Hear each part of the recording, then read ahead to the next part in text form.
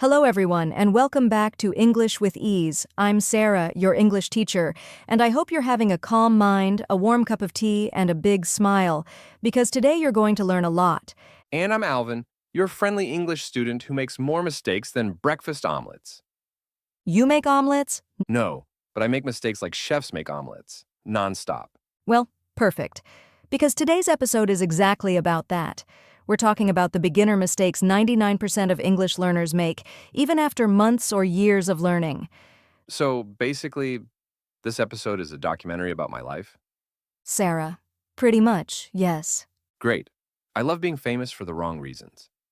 Listeners, we've made this episode extra long today because these mistakes affect pronunciation, confidence, speaking style, and even your thinking patterns.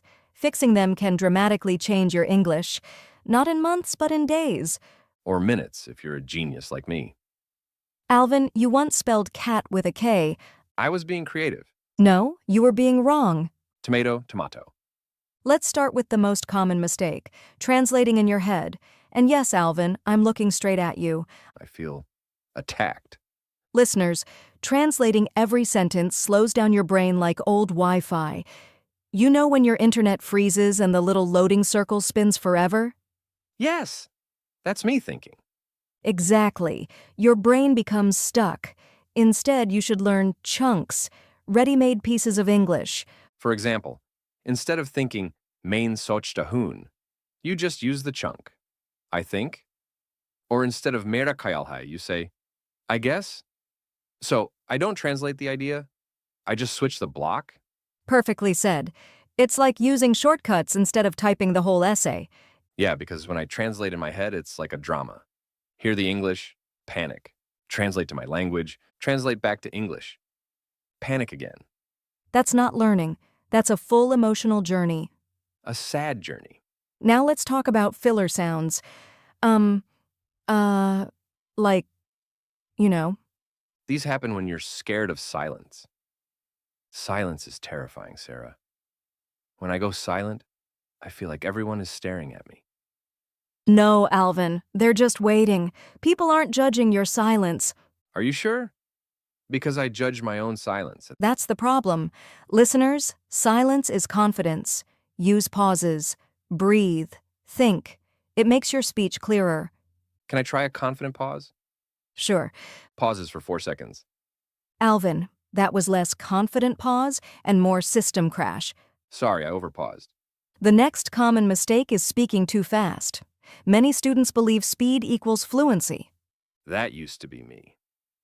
I thought if I spoke fast enough, people wouldn't notice my mistakes. And what happened? They noticed all my mistakes, plus some I didn't even make. Exactly. Fast speech makes your pronunciation unclear. Fluent English is slow, smooth, relaxed. So, basically, speak like melted chocolate, not like a machine gun. Beautifully said, and delicious. I'm hungry again. Next mistake, using very for everything. Very good, very big, very tired, very cold, very hot. Very overused. Exactly. Native speakers level up words instead. Very angry, furious. Very happy, delighted, and very small, tiny. Very important, crucial. Okay, what about very sleepy? Drowsy, And very hungry? starving. Sarah, I'm starving and drowsy. What does that make me? Human. Oh, right. Let's talk about mistake number 5, studying only textbooks. I remember when I memorized a full sentence from a textbook to sound smart. I am feeling slightly under the weather today, therefore I shall refrain from heavy activities. And what did people say? They said, bro, you could have just said you're tired. Textbooks teach you grammar, not communication. Real English comes from podcasts, shows, conversation, songs, movies. And this podcast. Yes, this podcast teaches natural English through real conversation. And real embarrassment. Mostly from you, yes. Amazing. Next mistake, fear of speaking. This is huge. Many students understand English but don't speak because they're scared they will sound wrong. Honestly, this fear ruins people. It ruined me for years. Exactly. And guess what ends that fear? Therapy? Number speaking. You get confidence by doing the thing you're afraid of. And So it's like swimming. You can watch 200 swimming videos, but if you never get into the water, you'll drown during the interview. Interview? Do you plan to swim in an interview? It depends on the job. Alvin. Just making a point. The next mistake is chasing perfection. Learners think every sentence must be perfect before speaking. Not true. Perfection stops progress. So my mistakes are saving me? Yes, mistakes are your teachers. They're not your enemies. I'm basically a genius then, because I have hundreds of teachers. You have hundreds of mistakes, not teachers. Same thing. Now here's something big. Some learners speak English with their own language's rhythm. Not wrong, but it can make their English sound unnatural. Rhythm? Like music rhythm? Yes, English has its own musical pattern. We stress certain words more. I didn't say he stole the money. Depending on which word you stress, the meaning changes. Oh, wow. Say it again. I didn't say he stole the money. Someone else said it. I didn't say he stole the money. Maybe I wrote it. I didn't say he stole the money. Someone else stole it. I didn't say he stole the money. Maybe he borrowed it. I didn't say he stole the money. Something else was taken. Sarah, that was like watching magic. See? Rhythm matters. Suddenly I feel like English is a rap song. Let's not go that far. Too late. I'm dropping a mixtape. Moving on. Another mistake is learning English only with your eyes. Eyes? Yes, reading and writing only. But English must enter from your ears too. Listening improves pronunciation naturally. Alvin. So if I listen to natives, I copy their accent? Yes, it's called shadowing. You repeat exactly with the speaker. It builds muscle memory. Alvin. So I should stop shadowing cartoon characters. Yes, Alvin. Stop speaking like a 7-year-old superhero. I'll try. Next mistake. Memorizing vocabulary lists without context. Yes. When I memorize 20 words, next day I forget 18. Because your brain doesn't understand the purpose of the word.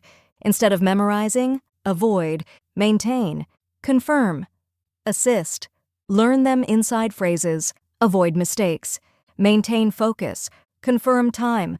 Assist customers. So words need friends. Exactly. Words travel in groups. Like pigeons? Yes, Alvin. Exactly like pigeons. Understood. Another big mistake. Thinking grammar first, meaning second. I used to freeze, like, is it past, present, perfect, past perfect, future, past future?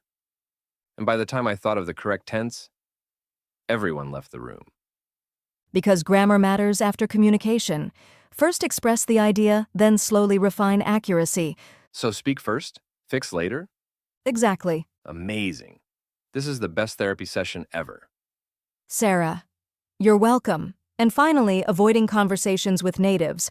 Many learners think they're not ready. Ready is a lie, right? Exactly. You never feel ready until you start. So even if I speak slowly with mistakes and funny pauses, I should still speak? Yes, because that's how fluency grows. Then, listeners, please speak. Otherwise, you'll end up like me. And no one deserves that. Wow. Kidding. Maybe.